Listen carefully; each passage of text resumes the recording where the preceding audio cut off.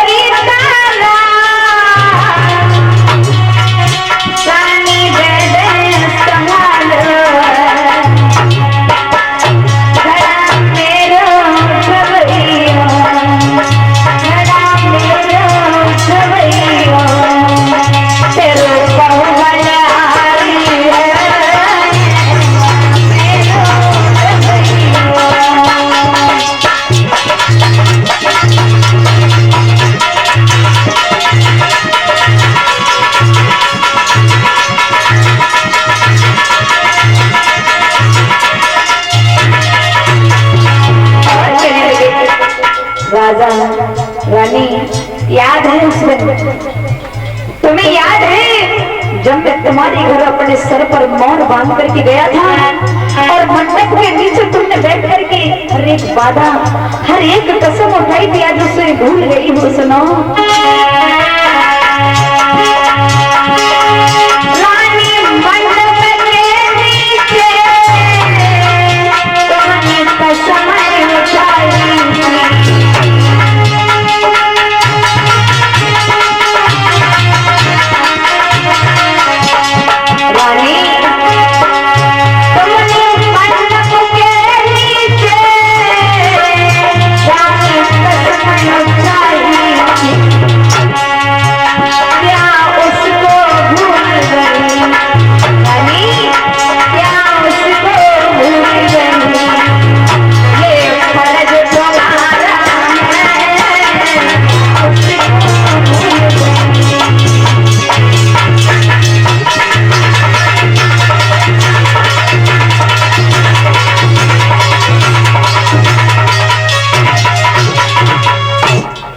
राजा हरिश्चंद्र ने कहा तो रानी तारा कहने लगी पिया मैं तुम्हारे गड़ा से हाथ तो नहीं लगा सकती हूँ लेकिन आपको युक्ति बता सकती हूँ।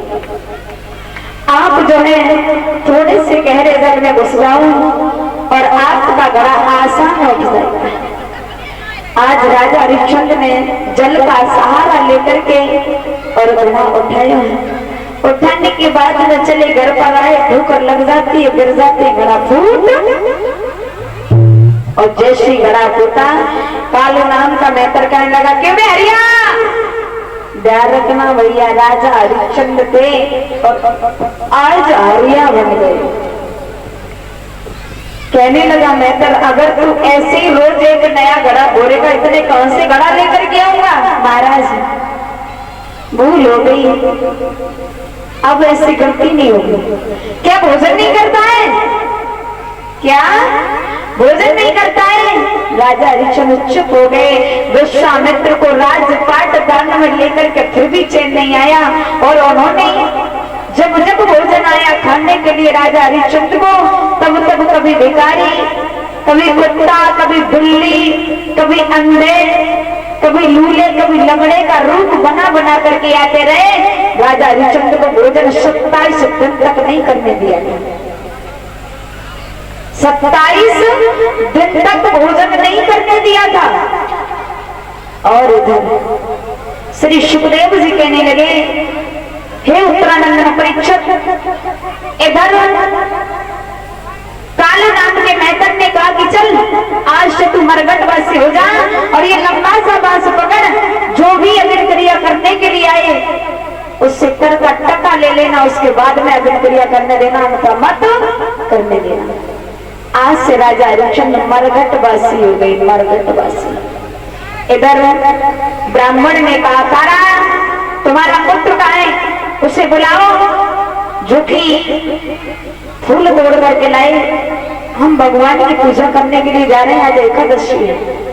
तो आज मैया तारा ने अपने पुत्र को बुलाया और कहा कि बेटा चले जाओ, बगीचे से फूल तोड़ करके लाओ। रोहित चले हैं बगिया को, आज छबड़िया लेकर के।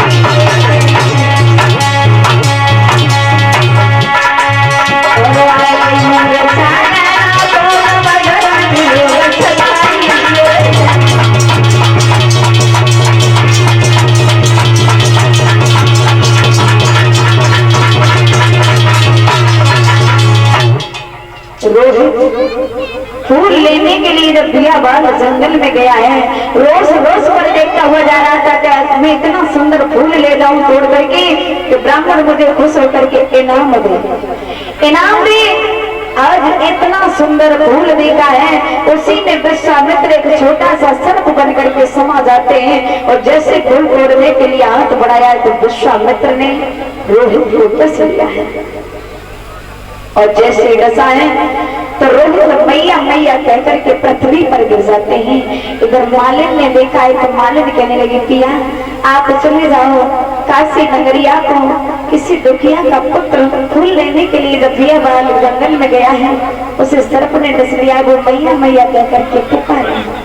तब तक विश्वामित्र ने उसी गली में आकर के आवाज लगाई और कहा कि काशी के लोगों, किसी दुखिया का पुत्र फूल लेने के लिए बियाबान जंगल में गया है और उसे सर्प ने डस लिया है। वो मैया मैया कह के पुकार रहा है। आज मैया ने जब इतनी बात सुनी है तो मैया के पैरों तले धरती खिसक गई, कहने लगी, परमात्मा मेरा ही लाना गया है फूल तोड़ने के लिए, लगता है मेरे पुत्र को विषेर ने डस लिया, कहा मेरे ही ऊपर विपदा टूट रही है परमात्मा, अब मैं कैसे जाऊं, जल्दी अपने लाल को देना।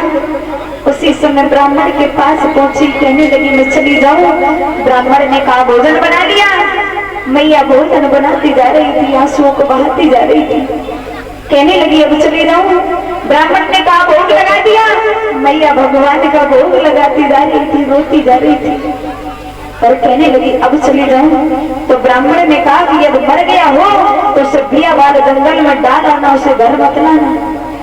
आज मैया चली अपने लाल को देखती, रोज रोज पर देखती जा रही है कि मेरा लाल कहाँ पर पड़ा है।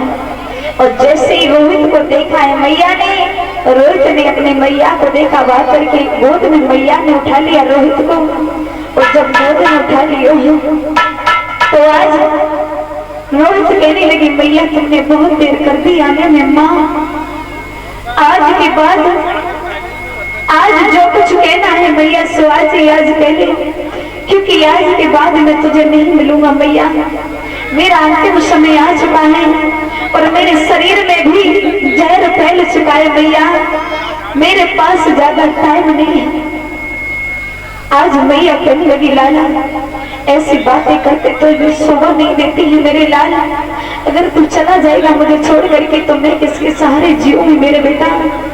मेरे बच्चों एक बात याद रखना, जो माँ जिस माँ की कलेजा का टुकड़ा इस दुनिया को यदि छोड़ करके जा रहा हो और मैया का बेटा यदि मैया से ऐसी बातें करे तो उस मैया के ऊपर कितना बड़ा दुख का पहाड़ टूटेगा। वो माँ ही जानती है कि माँ की ममता कैसी होती है। आज रोहित को मैया ने गोद में लेटा लिया और रोहित हाथ जोड़ करके कहने लगे मैया चलते चलते आज मेरी नमस्ते ले लो। पता नहीं हम तुम दोबारा फिर मिलेंगे या नहीं मिलेंगे। तो आज रो करके रोहित कहने लगे मैया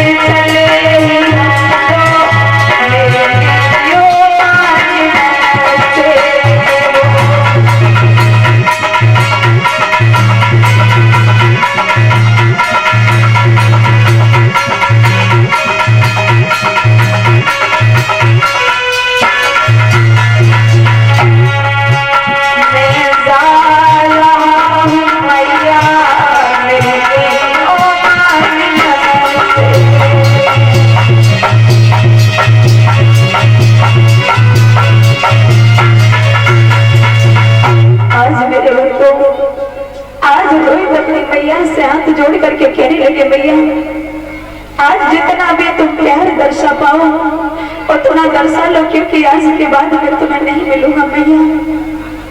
और आज रोहित अपनी मैया से कहने लगे मैया जो कुछ कहना है सो आज ही आज के लिए माँ। और क्या कहने लगे हैं